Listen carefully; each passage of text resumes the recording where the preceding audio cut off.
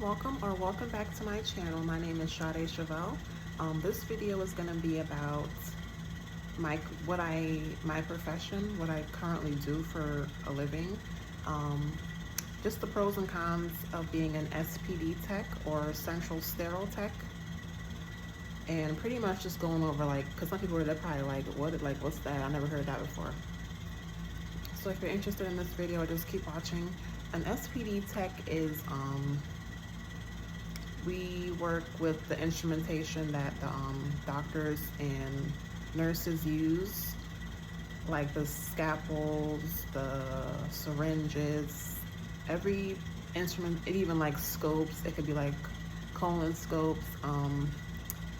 Every piece of instrumentation that is reusable, we pretty much reprocess.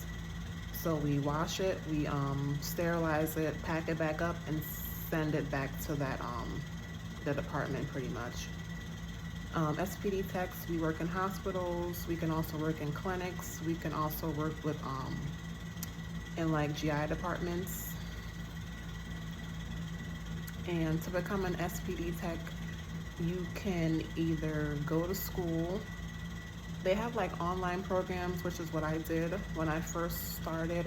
I think I did like a 4-month program, and I got my certificate of completion from the program, and then I got hired pretty much with no experience. A lot of the positions you can get hired with no experience depending on what state you're in. When I started working, I was in Pennsylvania. I got hired, no experience, and I think a lot of jobs, after a year and a half, you're required to get certified. And certification is just basically, it's just a knowledge test. You're taking a test to say that, yes, I understand the processes, I understand what this instrumentation is, I understand the health risks of me not properly doing my job. That's all it is. So after a year and a half of working entry level, I did get certified. I am certified right now. Once you're certified, you have to submit documentation every year to keep your certification from expiring. I Googled this information. The national salary for an SPD tech is $41K a year. But of course, if you live in New York, California, New Jersey, Pennsylvania, states like that, the pay is a lot higher. But that's based on where you're working at, your location pretty much. The pros of being an SPD tech is job availability. They're always hiring. You could work part-time, full-time. You can work the morning shift, the overnight shift if you're going to school. There's different shift availabilities. You could work in a hospital, a clinic, like a GI center that just do like colonoscopes or stuff like that. So that's definitely a pro. A con to working in SPD is there's not a lot of room for growth, meaning once you start and you become certified and you're a tech, there's not a lot of room to become like a lead or a manager in most places, and if there is an opportunity for it. And once you're working and there is a lead position that becomes available to you, it's pretty much on a first come first. It's pretty much like, okay, goes by seniority. If somebody was there 10 years and you've only been there for 5, the person that was there for 10 years is most likely going to be able to get it before you can. So stuff like that, I mean, if you don't mind, if you just enjoy going to work, getting paid, and knowing that you can do this for as long as you want, then SPD is definitely the field for you. But if you like advancement, if you want to become a lead, a manager, then working long-term in SPD is probably not going to work out for you. But another pro of working in SPD is it's just a good way to get into healthcare.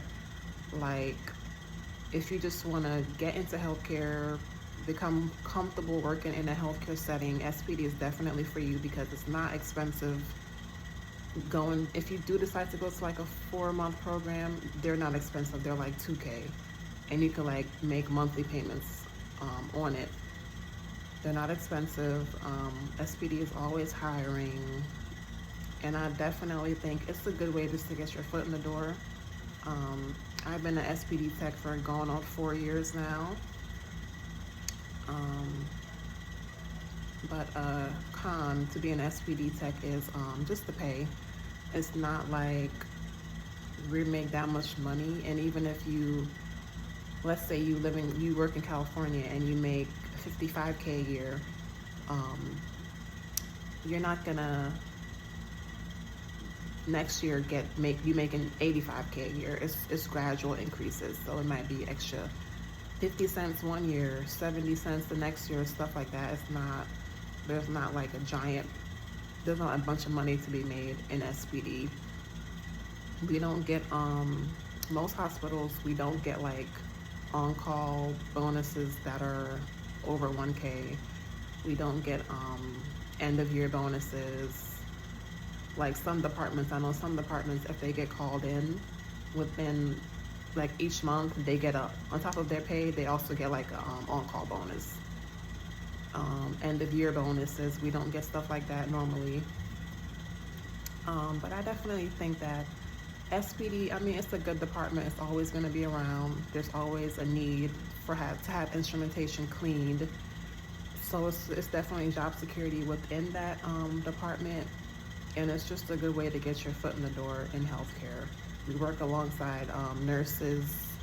We work alongside different departments. So it's a way to kind of see and be like, oh, I met a nurse. Maybe I want to become a nurse. Oh, I met someone in a speech department. Maybe I want to consider becoming a speech tech or whatever they're called. So it's definitely a good way to kind of just see what else is available. A lot of hospitals, they do offer tuition reimbursement. So that's definitely something that's available to you if you are considering branching out to a different department. A pro to being an SPD tech is that once you start working, once you're certified, and I think it's 2 years, you can become a travel tech. A lot of different travel agencies, I think it's after 2 years of experience, you're able to work with them. So pretty much a travel SPD tech is, you're an SPD tech, right? You're certified. You can say, hey, I live in Jersey. There's a job opening for something in Maryland, and based on the distance that you commute, they'll be like, okay, weekly it's gonna be like $1,500 a week. Plus, you get reimbursement for gas. You get reimbursement for if you're staying in a hotel. Just a lot of stuff like that. And if you don't mind traveling, if you're a single person, it's definitely doable. A lot of the contracts are like a 3-month contract. You could do that for 3 months, be off for 2 weeks, do another contract somewhere else. Or if the location likes you, they might even extend. You might go from a 3-month contract to a 6-month contract, stuff like that. So that's definitely a pro. Once you become a certified SPD tech, you can become a travel SPD tech. And you could do that till you retire. You could do that, as often as you feel comfortable. You could do that for 2 years and then go back to being a permanent tech somewhere in a hospital locally, or it's a lot of, it's pretty much however if you don't mind traveling, if you want the extra money, getting paid every single week versus every other week, I mean, that's definitely something to consider. So I definitely think that being an SPD tech is something to research. Maybe that's something that you should consider if you want to get your foot in the door. If you want a job that you